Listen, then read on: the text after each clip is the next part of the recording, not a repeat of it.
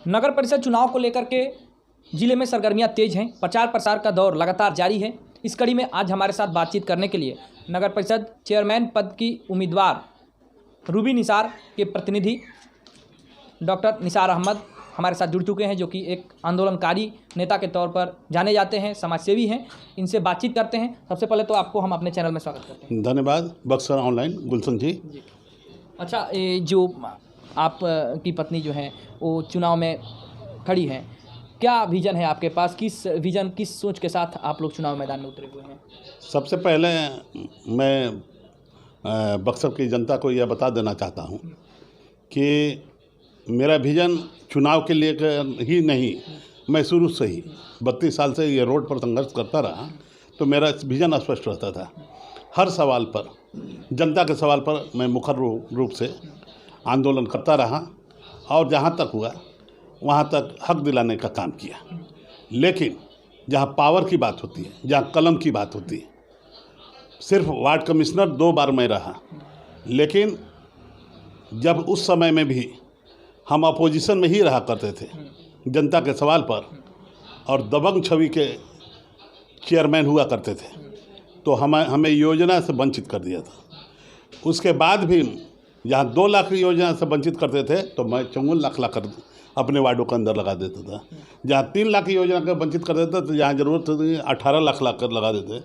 परेशान होते थे।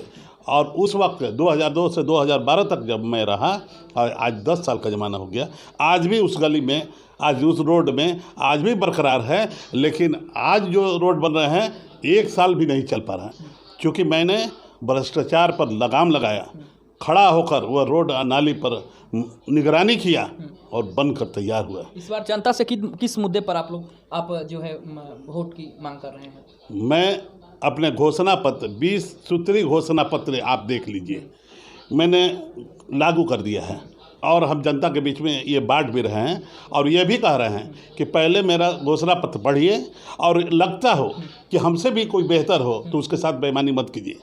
अगर ये लगता है कि सबसे बेहतर मैं हूँ तो हमारे से भी धोखा मत दीजिए और बेईमानी मत कीजिए।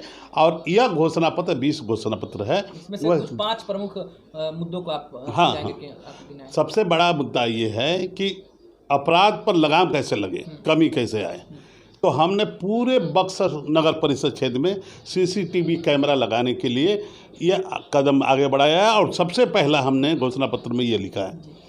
उसके बाद प्रमुख मुद्दे में जो हमारी माताएं बहनें, जो धार्मिक स्थल है, तीर्थ स्थल है बक्सर, वहाँ आती हैं बक्सर गंगा स्नान के लिए, या शहर के ही नगर परिषद के ही भी माँ बहनें भी आती हैं और उनको चेंजिंग रूम, कपड़ा बदलने के लिए रूम नहीं है, ना ही शौचालय है। तो यह विशेष ध्यान है कि मेरे घर की आबरू है, तो कम से कम इसको काम हम करेंगे। तीसरा ये है कि माँ गंगा के गोद में हमारे और आपके घरों का गंदा पानी, मलमूत्र जो गिरता है, सभी कहते हैं कि गंगा माँ, लेकिन गंगा माँ के गोद में हम डालते हैं। इस पर हमारा ध्यान होगा कि सीवरेज ट्रीटमेंट प्लांट के तहत उसको रोक लिया जाए और रिफाइन करके उसमें पानी जाए और गंदगी से बचा दिया जाए। और हम बड़ा मसला है कि हम जिंदा हैं तो मरेंगे तो शमशान जाना ही है, कब्रिस्तान जाना ही है। तो स्थिति यह है वहाँ की कि न बिजली समुचित है, न पीने का पानी है और न बैठने का सही व्यवस्था है। आराम से शेड वगैरह बढ़िया लगाकर साफ सफाई करके कि कोई भी जाए 2 घंटा 3 घंटा बैठता है वह आदमी, तो कम से कम बैठे तो इसको यह महसूस नहीं है कि कहाँ आ गए। तो कम से कम उसको भी हम विशेष करके ध्यान देकर यह शुरुआती दौर पर ये सब ज्वलंत मुद्दा के लिए मैं ज़रूर काम करूँगा। इसके अलावा बच्चियों के लिए कि खाली सरकारी स्कूल में खिचड़ी और लाभ से नहीं मतलब, उस पर भी निगरानी रखी जाएगी कि हमारे बच्चे शिक्षा ले रहे हैं कि नहीं, टीचर उसको समय पढ़ा रहे हैं कि नहीं, इस पर भी हमारी निगरानी। इस पर भी हॉस्पिटल भी निगरानी होगी कि कम से कम मरीज जो जा रहा है उसको समुचित दवा मिल रहा है नहीं, या कोई भी संसाधन हो, सुविधा मुहैया हो रहा है, अल्ट्रासाउंड है, एक्सरे है, दुनिया में आना है, समय पर डॉक्टर है कि नहीं, इस पर भी हमारी निगरानी होगी। फुटपाती दुकानदारों की हाँ, समस्याओं पर क्या नजरिया है? बहुत बड़ा समस्या है फुटपाथ दुकानदार वाले भाइयों का। फुटपाथ वाले दुकानदार भाइयों को जो आता है उसको डंडे मार कर फेंक देता है। वह एक दिन का रोजी रोटी लेता है, 50 रुपये 100 रुपये कमा कर अपने बाल बच्चों में, कोई आता है उसको टांग कर फेंक देता है रोड पर, या तो कचड़े में बिक देता है। ये बड़ा समस्या है। हमने यह तय किया है कि नहीं, जब तक से कोर्ट भी कहता है कि जब तक से उसकी व्यवस्था नहीं दी जाए तब तक तो नहीं हटाएगी, सरकार भी कहती है।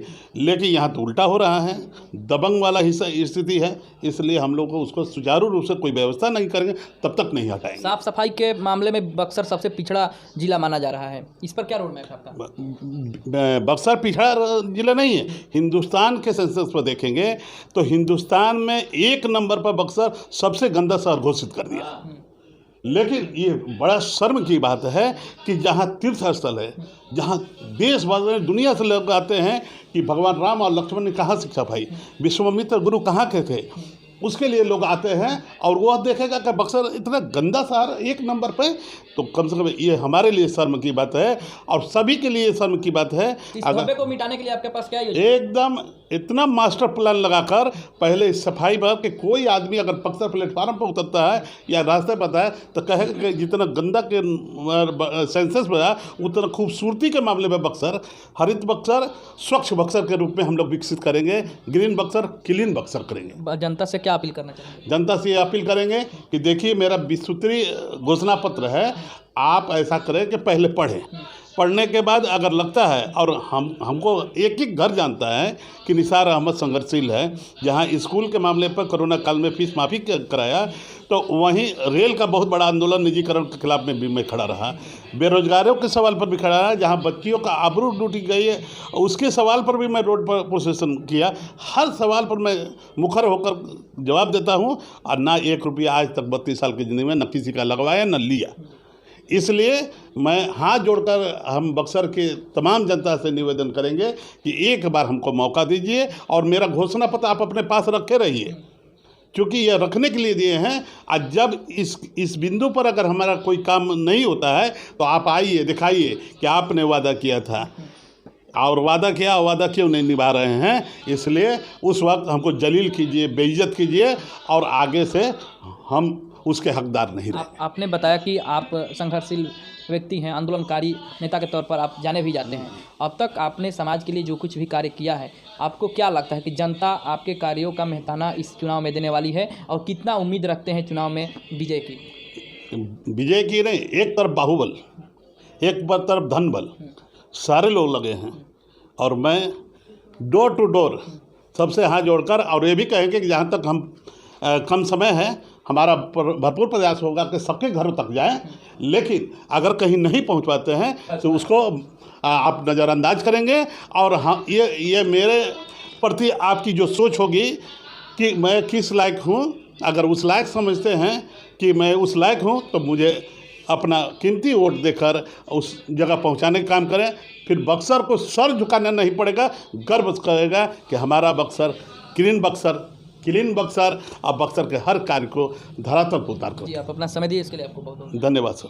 हमारे साथ अभी डॉक्टर निसार अहमद बातचीत कर रहे थे, जिन्होंने बताया कि यदि इनकी पत्नी रूबी निसार चेयरमैन पद पर विजय हासिल करती है और ये सत्ता में आते हैं तो जनता के हित में कार्य किए जाएंगे।